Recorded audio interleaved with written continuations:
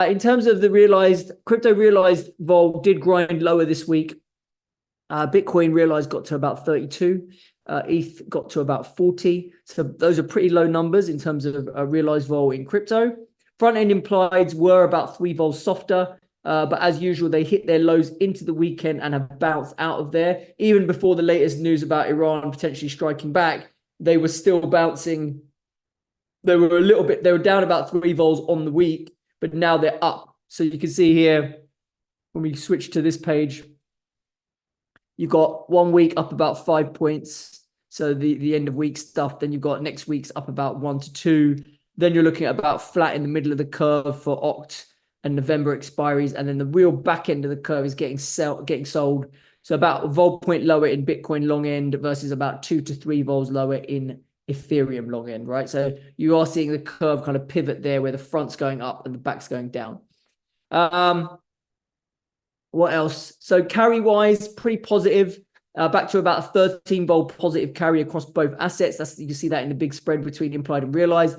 In our charts here, you can see Bitcoin had a couple of days where it tested the range and kind of closed at the end.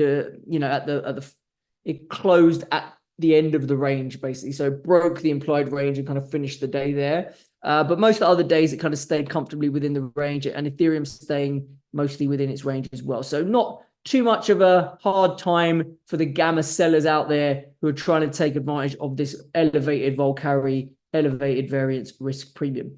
What have we got this week? Apart from the Iran shenanigans, we've got non-farm payrolls this week. Is the next major macro data point. But Powell spoke yesterday, reiterated yesterday that they're not in a rush to cut rates. So kind of tempered down expectations for maybe another 50 bip cut in November. So I don't know how much the non-farm number is going to move the dial on rate expectations. And therefore, I don't necessarily see it as a massive game-changing piece of data for the crypto market right now. But the Iran-Israel situation, as that escalates and de-escalates, I think that's probably now the more important impulse in markets to determine where you're going to go in the near term. Okay, you can see here the term structure had a little pop in the front. That's all today, basically, on the back of what we're seeing. We did see some positive flows though. So apart from the spook of like puts going a bit bid in the front on the Iran stuff, we actually saw a bit of a bid come back for front end Ethereum as well as people were buying calls. I'll show that in a bit on the option flows. You can see here, here's your kind of time series. So things relatively well behaved, having their usual pattern of dipping into the weekend and bouncing out there. But literally just today, we've seen a spike in the front end vols there. And we've seen put skew catch a bid as you see those red numbers turn south. So that's short dated put skew catching a bid and short dated vol also catching a bid. Now, we do still have a contango in the term structure of skew. We did see a call bid come back for October calls, but that's got faded today. We are back in put premium. So obviously as we tried to break 65K, they tried to chase the calls a bit, but then it failed and that got faded back. And now it's turned back to puts due to people being scared about what Israel and Iran are about to do next. The highest point in the skew term structure is in that December to March area. You can see here, that's just because clients in general have been buying upside for the year-end rally. 100K type stuff in December is quite well bid.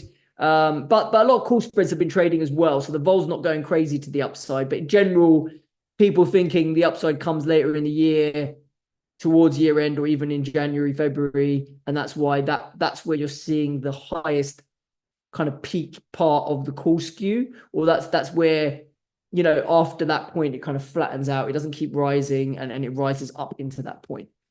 Now, what do I think? I think that, yes, Q4 seasonals are good for crypto. So it makes sense why the call skew still is there. But the truth is, if you're long crypto already and you recognize that the risks out there are kind of quite clear and quite concerning with what's happening in the Middle East, then you may want to hedge yourself for a bit of turbulence at the downside. So using that call skew in November or whatever right now, you're probably not going to get the massive spike until the election. So you're just using that expensive call skew to kind of get a risk reversal in the books that protects you to the downside looks quite attractive right now. So whether it's October riskies, November riskies, I do think riskies look quite good right now. They can be unwound before the election, but right now they look like quite a sensible way to protect yourself, in my opinion. And then looking at relative value, the Ethereum Bitcoin spot has pulled back from its recent high. Remember, it had a decent bounce last week, still remains in a downtrend. ETH vol, though, did find some sellers. You can see this big drop from like 11 vols back down to about 8 vols in the back end. So the whole curve's sitting at around 9 down to around 7.5 in the back, 9 in the front. That is whippy, though. The front end is winging around a little bit. It might be a bit higher right now, given what's going on. And then the relative skew term structure is nothing really to speak of. You can see plus or minus 1 vol. So it's going to have some funky shape. It's nothing consistent, really, to say out of that, right? They are still applying a small premium to the Ethereum calls, but it's very small, and I wouldn't read too much into that. Hi, everyone. Thanks for making it to the end of the video. Remember, this is just a little taster of what we do at Options Insight. To get access to all our research, including my in-depth vol market insights, flows and positioning report, and my portfolio trades, and a whole lot more, you can sign up for a free 1-month trial at options-insight.com. I'll see you soon.